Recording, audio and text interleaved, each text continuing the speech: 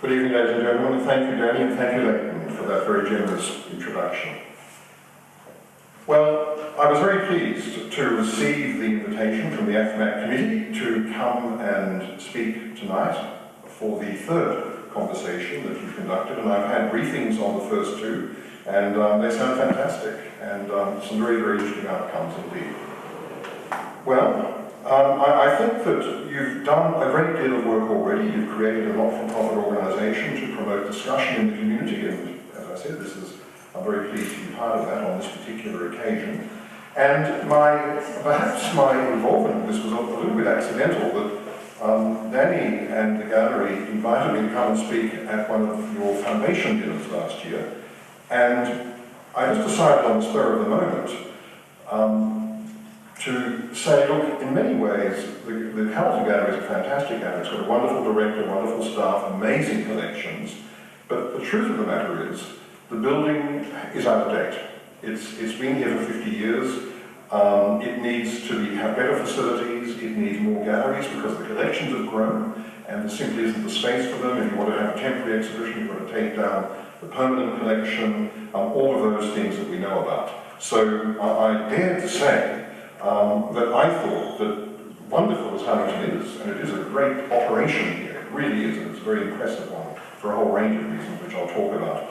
But somehow you needed to confront the fact that this building needs to be replaced and something different perhaps might be considered in its place. And then I heard from Ross, who said, well, Gerard, we were really pleased to hear you say that because there's a whole process that's already started. It's been going on. And as a result of that, I've been drawn in through my discussions with Ross and indeed with Danny to the idea of the Australia Felix Museum. And I think it's a terrific one. I'm really very excited about what is being thought about for here, although it needs time, and above all, and that'll be one of my main themes tonight, it needs time, it needs community support and consensus, but above all, it needs money, and we can't get away from that.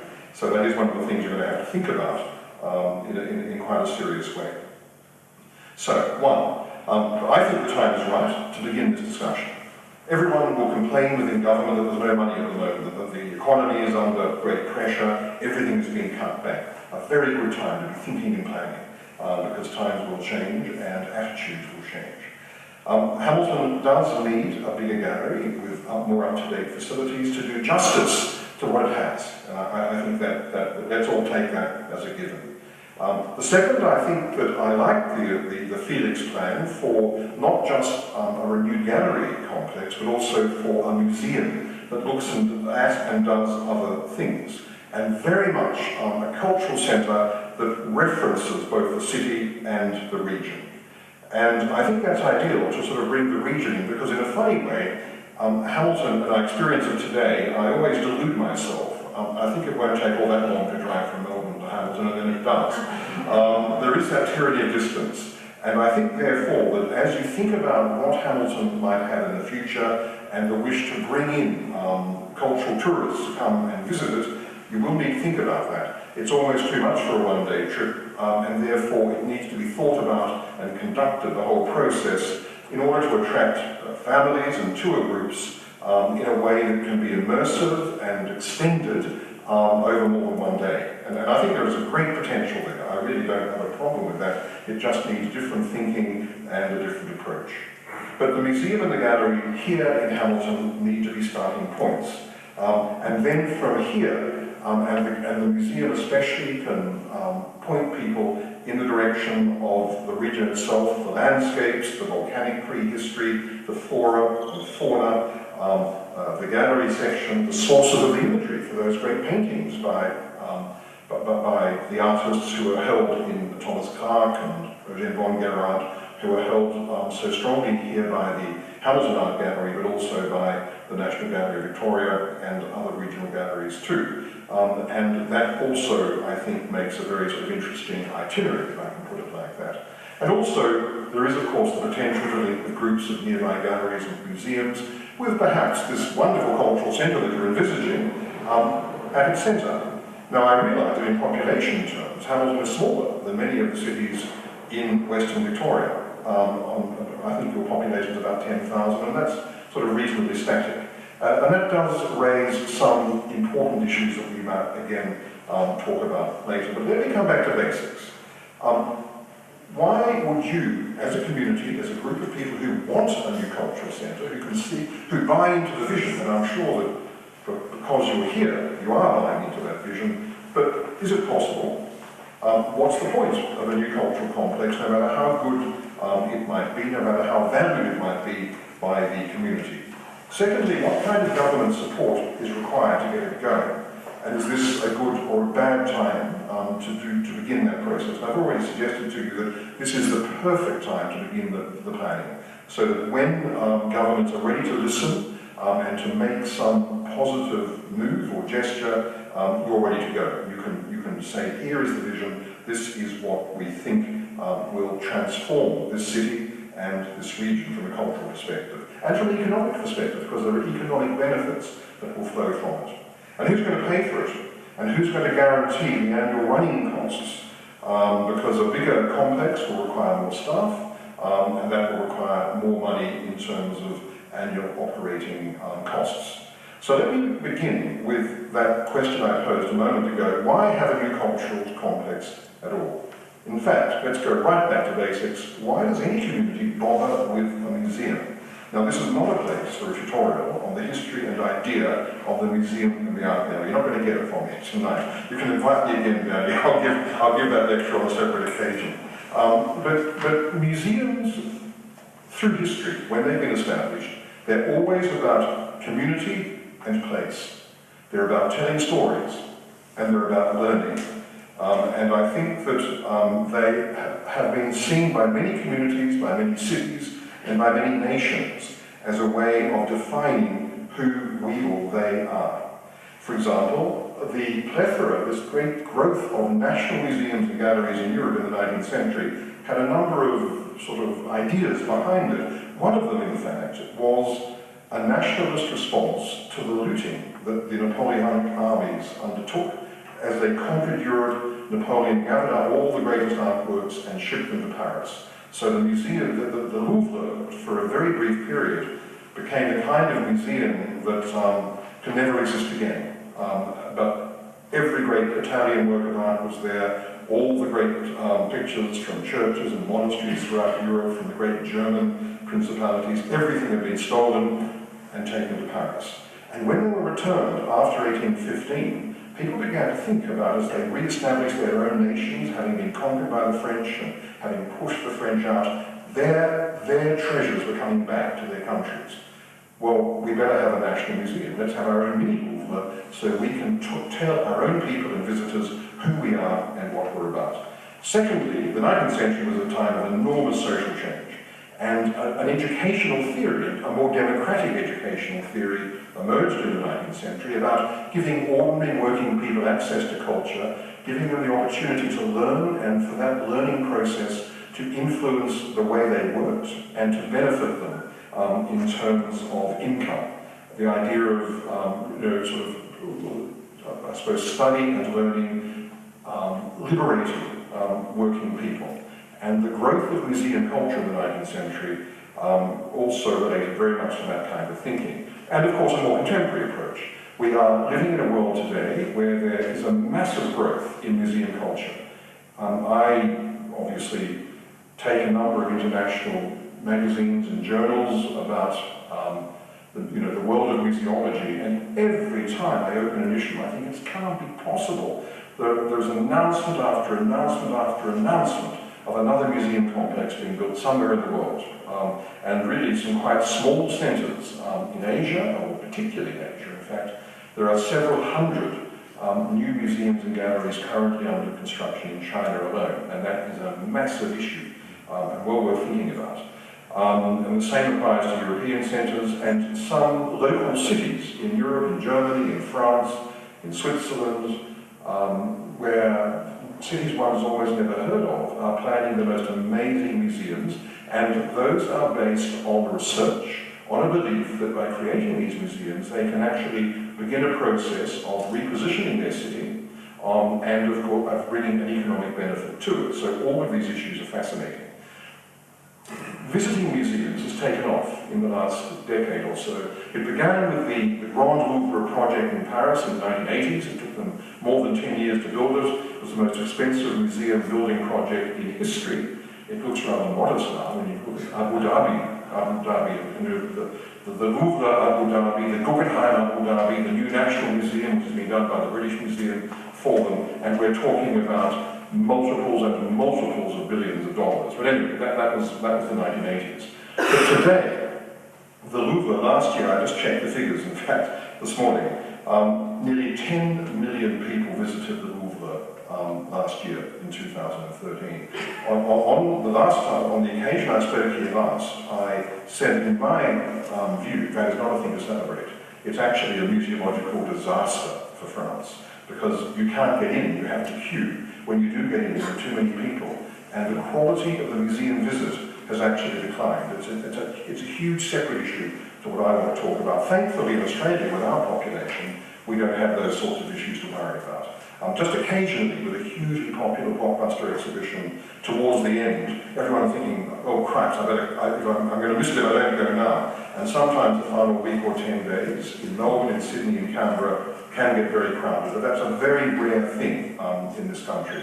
But there are big issues to think about all over the world. The British Museum had 7 million visitors last year. When I worked there in the 1990s, it had 4 million visitors. And the new development was planned for about 5 or 6 million. It's already up to 7 million. It might be 8 million next year. So these are very big issues. But as I've said, this growth in museum culture is not just about capital cities and great national collections.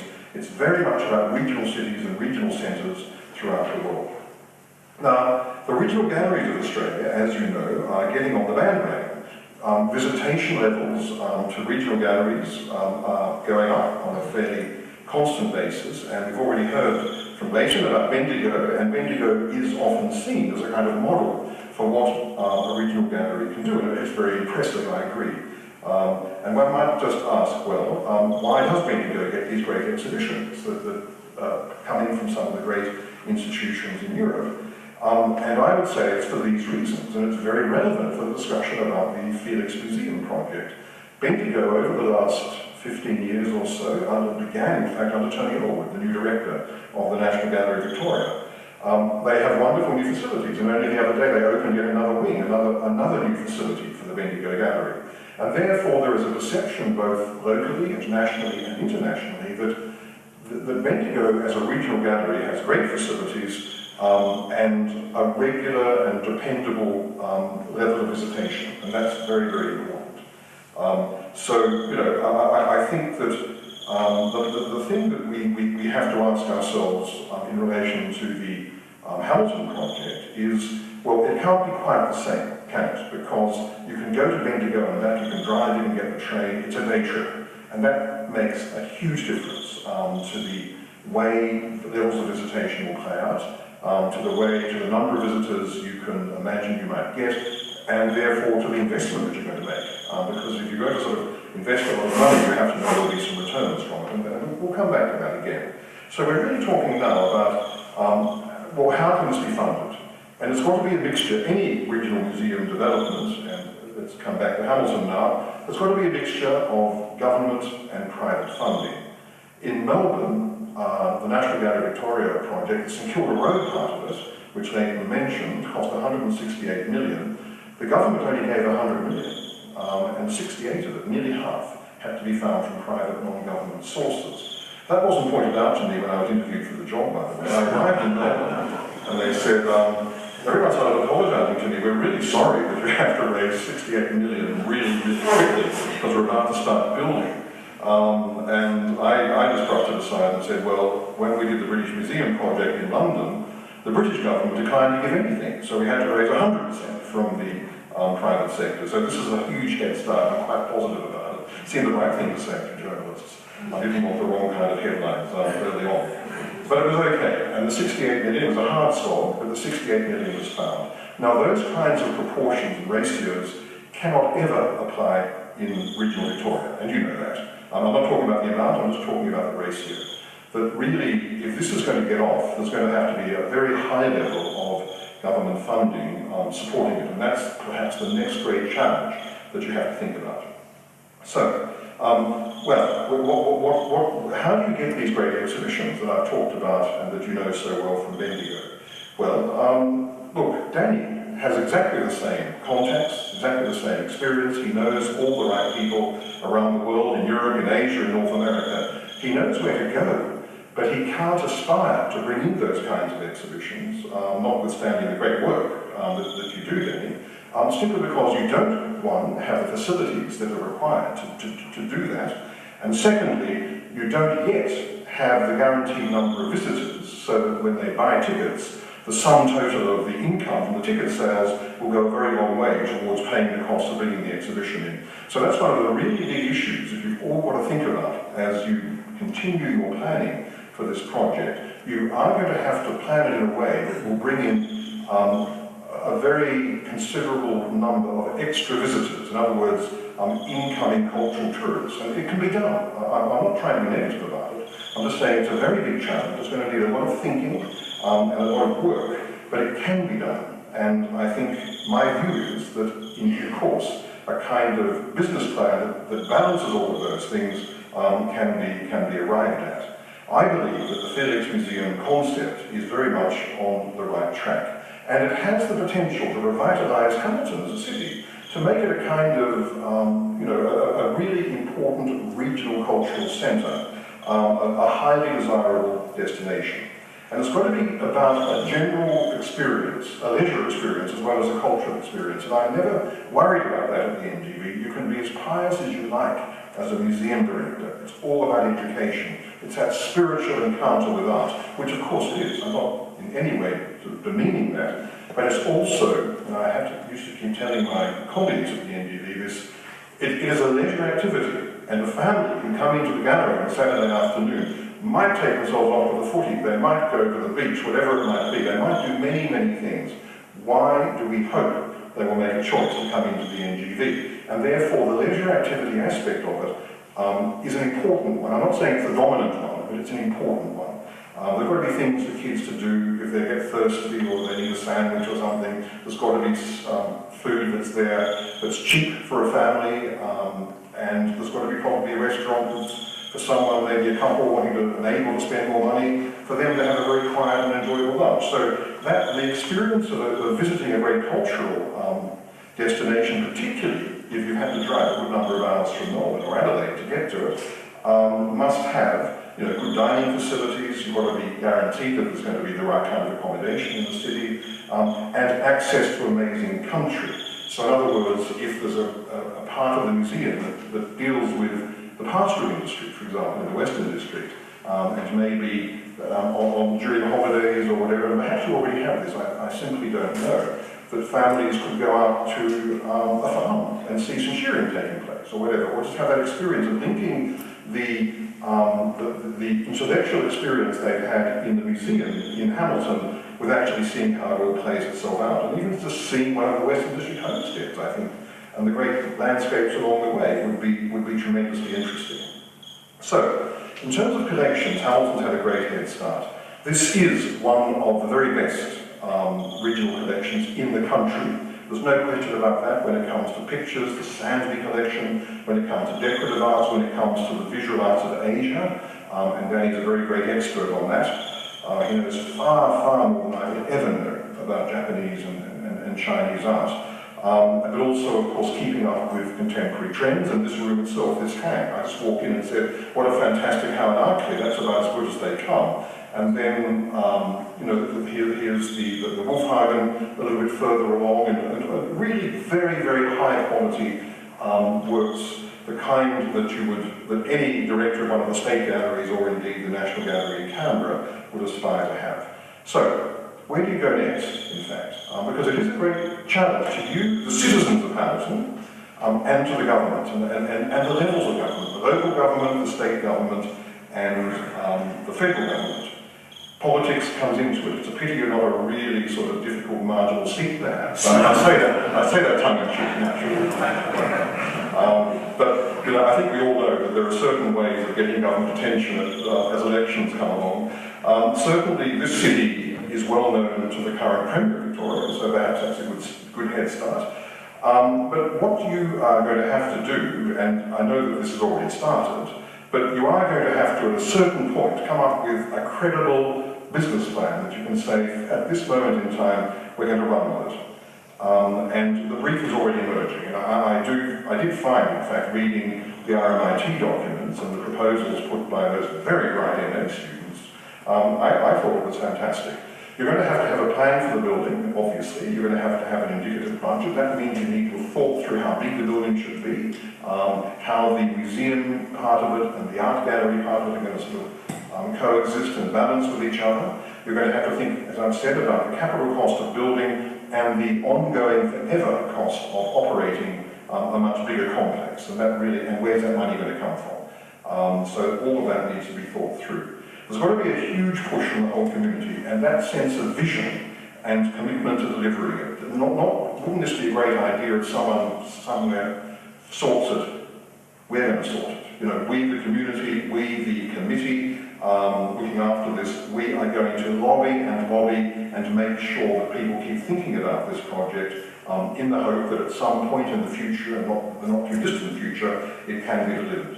And so it is about citizens, it's about you, and it's also about your elected representatives. And of course, any funding plan for anything in the country, and you're all, many of you at least, will be veterans of this, where you get money for other kinds of projects, for schools, education, health, new hospitals. You're pretty good at it. And you have to have local commitment, of course, from the local authorities, the city authorities, and the regional authorities.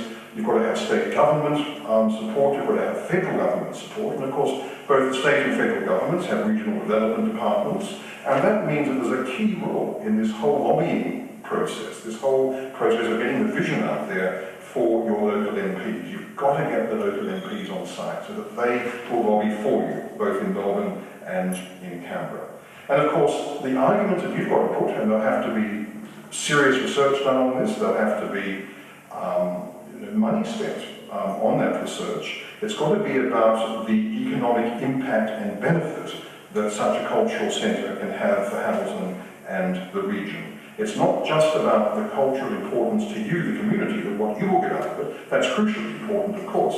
But I think in order to unlock money from governments, you've got to say this will bring more money into the local economy. And of course, one of the great theorists of this kind of the relationship between the local economy and its provision of culture that people want to absorb is the American writer Richard Foreigner. And he's written quite a lot, but perhaps his most influential book is called Creative Cities, and it's all about the fact that those cities, large or medium or small, that invest in their culture, set themselves up for economic development, because the kind of people that are going to be attracted to a place to live, who are bright, intelligent, who will be wealth creators, are the people who will want to absorb a rich culture. If you have a city with no culture, those kind of wealth creators won't necessarily be attracted to it. They'll come and they'll work there, and they'll want to get out as quickly as they can. I mean, you might ask yourself the question, why is it that Perth, and until very recently, you know, the economy of the country, the tax revenues of this country have been driven by the mining industry, by massive wealth being created in Western Australia, but the people doing it live in the East. And why is it? And I say this with great respect because I love the art gallery of Western Australia. They've got a wonderful director who's a terrific person, very ambitious, great ideas. But why is it that it is perhaps the worst funded of all of the state galleries?